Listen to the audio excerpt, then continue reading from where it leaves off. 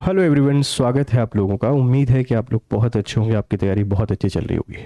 आज हम आपके सामने हाजिर हुए हैं एक ऐसे मुद्दे पर बात करने के लिए जिस पर बात करना बहुत ज़रूरी है। पिछले कुछ सालों से, कुछ बरसों से ये मुद्दा हमेशा चर्चा में रहता है। सरकारें आईं, सरकारों ने व्यवस्थाएं बिगाड़ी, सरकारें बदली, उनसे उम्मीदें रहीं कि शायद ये सब कुछ ठीक करेंगे। वो सरकार भी गई, दूसरी सरकार भी आई। सब कुछ यहाँ पे हो रहा है, सब कुछ। राजनेता अपनी राजनीति कर रहे हैं, यूथ जो लीडर हैं वो अपनी राजनीति चमकाने में लगे हुए हैं। हर कोई अपने तरीके से सब कुछ कर रहा है। कोचिंग संस्थान अपनी क्लासेस चला रहे हैं, जिनको कोर्स बेचना है अपने कोर्सेज बेच रहे हैं। लेकिन एक मुद्दे के लिए एकजुट कोई भी नहीं हो पा रहा है, और वो मुद्दा है यही ओबीसी आरक्षण। मैं इस पे कोई बात नहीं करूंगा ये आरक्षण कहाँ है, जिसको मिलना है उसको मिले। 27% कर दिया, अगर लीगल है, वैलिड है, भाई दे दो।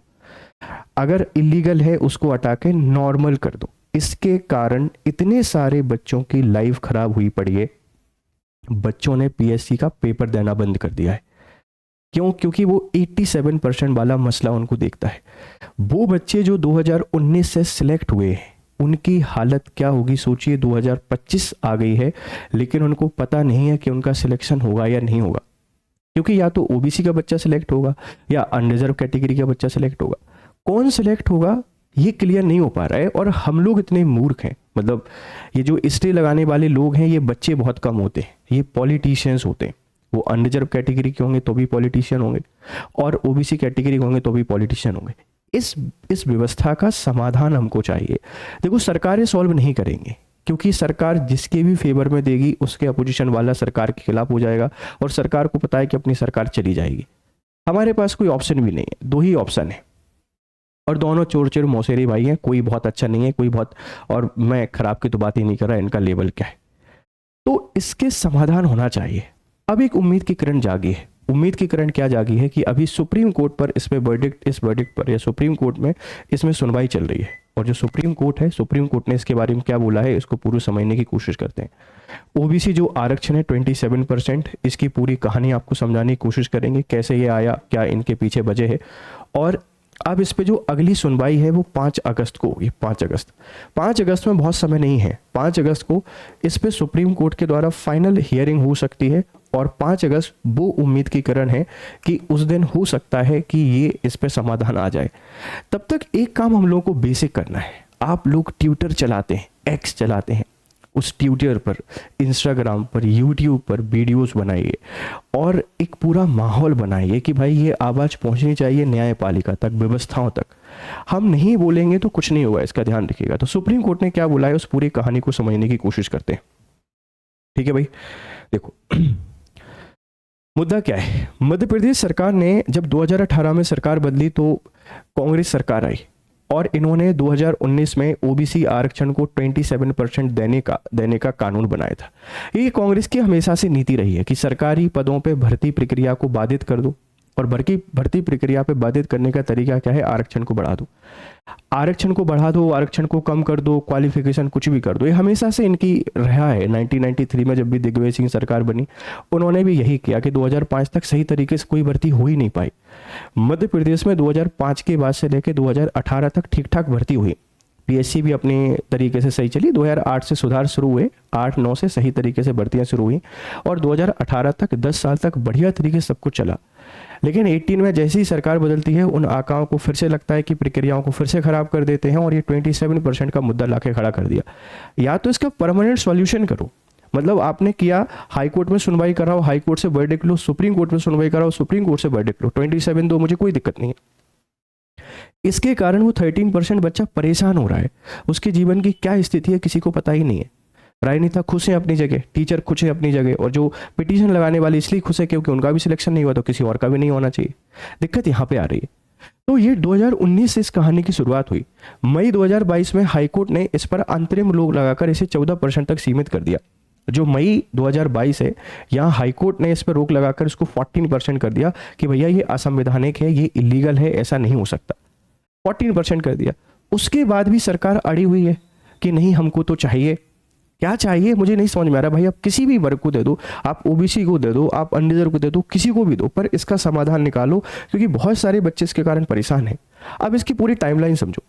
ये मार्च 2019 में कमलनाथ सरकार का फैसला ओबीसी आरक्षण बढ़ाकर 14% से 27% किया गया। मार्च 2019 हाईकोर्ट ने इस फैसले पर रोक लगाई, कहा कि कुल आरक्षण 50% से ज्यादा नहीं हो सकता। सितंबर 2021 में सरकार ने नई गाइडलाइन जारी की। तत्कालीन महाधिवक्ता अभिमत के बाद सामान्य प्रशासन विभाग ने ओबीसी को 27% आरक्षण देने की अनुमति दी। अगस्त 2023 में 87-13 का फॉर्मूला लागू किया गया। 87 पदों पर भर्ती के साथ 13 पदों पर होल्ड रखा गया। 28 जनवरी 2025 हाईकोर्ट का फैसला, 87-13 फॉर्मूले को चुनौती देने वाली याचिकाएं खारिज, 27% ओबीसी आरक्षण का रास्ता साफ हुआ। ये 28 जनवरी 2025 की खबर है कि भाई 27% आरक्षण का रास्ता साफ हो गया, आप दे दो। लेकिन ये मसला सुप्रीम कोर्ट के पास पड़ा हुआ है। अब इसका फैसला कौन करेगा? सुप्रीम कोर्ट करेगा, ठीक है, ध्यान रखना। 13 फरवरी 2025 एमपी सरकार ने 27% ओबीसी आरक्षण को लेकर सुप्रीम कोर्ट जाने का फैसला किया, ठीक है। सीएम ने एडवोकेट जनरल को जल्द सुनवाई के लिए आवेदन लगाने को कहा। 13 फरवरी 2025 का मसला है और हम जुलाई पे आ गए हैं, अभी तक सुनवाई नहीं हो पाई है। अब इसकी सुनवाई होगी 5 अगस्त को। हो सकता है कि फाइनल सुनवाई उसके उस दिन हो जाए। आप ओबीसी को दे दो, आप अनरिजर्व को दे दो, किसी को भी दे दो, लेकिन भाई इसका सॉल्यूशन होना बहुत जरूरी है। अगर ये सॉल्व नहीं होगा तो ये बहुत बड़ी हार होगी बच्चों की, और बच्चे इस बात को नहीं समझ पा रहे हैं। अभी बच्चे आएंगे, ओबीसी वाले मुझे क्रिटिसाइज करेंगे, अनरिजर्व वाले मुझे क्रिटिसाइज करेंगे, सर आप इनके फेवर में बोल रहे हैं, सर आप उनके फेवर में बोल रहे हो। भाई मैं किसी के फेवर में नहीं बोल रहा हूँ, मैं सिर्फ ये चाहता हूँ ये समाधान निकले, जिससे वो बच्चा जिसका जीवन खराब हो रहा है वो जीवन उसका बच जाए, ठीक है। 5 अगस्त से हमको बहुत सारी उम्मीदें। अब एमपीपीएससी में 13% होल्ड पर हटाने की मांग। एमपीपीएससी के चयनित उम्मीदवारों को सुप्रीम कोर्ट से मांग की है कि 13% होल्ड किए गए पदों को अनहोल्ड किया जाए। सरकार ने कहा कि हम भी यही चाहते हैं। सुप्रीम कोर्ट ने जवाब दिया है कि हमने आपको कब रोका है।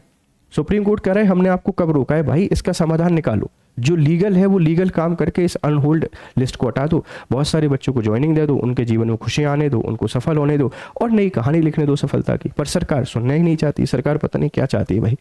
क्या है 87-13% फॉर्मूला? इसमें 87% पदों पर भर्ती होती है सामान्य तरीके से, कोई दिक्कत नहीं है, लेकिन 13% जो पद हैं ये होल्ड पे चले जाते हैं। इसमें क्या होता है कि 87% जो बच्चे हैं इनका रिजल्ट घोषित हो जाता है। किस वर्ग के अभ्यर्थियों का रिजल्ट होल्ड किया जाता है? इस फॉर्मूले में आधे अभ्यर्थी ओबीसी और आधे अभ्यर्थी अनरिजर्व कैटेगरी के होते हैं। बाकी बचे 13% पदों के रिजल्ट होल्ड पर रखा जाएगा, और ये 2019 से होल्ड पर है। 19, 20, 21, 22, 23, 24 कितने बच्चे हुए आप कल्पना करिए। मतलब फाइनल लिस्ट की भी बात करूं तो लगभग मुझे ऐसा लगता है कि 1000 के आसपास ऑफिसर हो गए होंगे जो सिर्फ पीएससी के हैं, और ढेर सारी भर्तियां हैं और सब में यही दिक्कत है, सब में यही दिक्कत है। इस बात को ध्यान रखिएगा। सरकार की स्थिति और कोर्ट की टिप्पणी। सरकार के वकील सॉलिसिटर जनरल तुषार मेहता ने कहा है कि 27% आरक्षण को लागू करना चाहते हैं। सुप्रीम कोर्ट ने पूछा यदि आप चाहते हैं तो क्रियान्वयन से किसने रोका है? The court question if you support it what is stopping you from implementing it. ये सरकार का दोहरा चित्र समझ में आता है। आप चाहते भी हैं 27% ओबीसी आरक्षण लागू करना और आप कर भी नहीं पा रहे हैं। अगर आप सच में करना चाहते ना तो जल्दी इसकी सुनवाई कराते। आपको पता है कि आप गलत हैं पूरे तरीके से, ना आप लागू करना चाहते हैं ना शायद आप उसको लागू कर पाएंगे, और इसीलिए इसको डिले डिले डिले और डिले किया जा रहा है। खिलवाड़ किसके साथ हो रहा है? बच्चों के साथ, जो कि पूरे तरीके से गलत है, ठीक है, ध्यान रखिएगा। 2019 का कानून और 2022 का स्टे। 27% आरक्षण के क्रियान्वयन पर मई 2022 में शिवम गौतम द्वारा दायर याचिका के बाद हाईकोर्ट ने स्टे लगाया। राज्य सरकार ने अब सुप्रीम कोर्ट में ट्रांसफर केस 725 के तहत उस स्टे को हटाने की मांग की है। राज्य सरकार कह रहा है कि आप इस स्टे को हटा दो। मतलब राज्य सरकार के पास कोई फैक्ट एंड फिगर नहीं है बिल्कुल भी, क्योंकि हाईकोर्ट ने रोक क्यों लगाई थी? उसने रोक इसलिए लगाई थी बच्चे कि जो ओबीसी का डेटा है ये प्रॉपर डेटा सबमिट ही नहीं कर पाए कि कितनी ओबीसी की पॉपुलेशन हमारे पास है। अब 5 अगस्त को इसकी सुनवाई है। सुनवाई के बाद देखते हैं क्या होता है, तो हम सबको इंतजार है। छत्तीसगढ़ की मिसाल दी गई है कि याचिकाकर्ताओं ने कहा है कि छत्तीसगढ़ में 27% ओबीसी आरक्षण है और सुप्रीम कोर्ट ने उसे स्टे नहीं किया है, ठीक है। वहाँ कुल आरक्षण 76% है, फिर भी वैध माना गया है, लेकिन उस पर भी फैसला आएगा अगस्त में। अगस्त में एमपी और यूपी दोनों के केसों को सुना जाएगा और उसके बाद क्लियर हो जाएगा कि आरक्षण का मामला क्या है। तो उम्मीद यही है कि भाई ये मसला सॉल्व हो, इसका समाधान निकले, किसी भी वर्ग का के फैसले में सीटें जाए, लेकिन सीट फैसला जाना चाहिए ताकि बच्चे सही तरीके से तैयारी करना शुरू करते हैं। और जिनको फिर लगता है कि हम तैयारी नहीं कर सकते तो वो इसके बारे में सोचना बंद करके कुछ और करना शुरू कर दें। एक इंपॉर्टेंट इन्फॉर्मेशन है, इसको शेयर कीजिए और अपने विचार यहाँ पर व्यक्त कीजिए, क्रिटिसाइज करने के लिए नहीं, इसको सपोर्ट करने के लिए। Thank you very much for discussion. Have a nice day. Good day.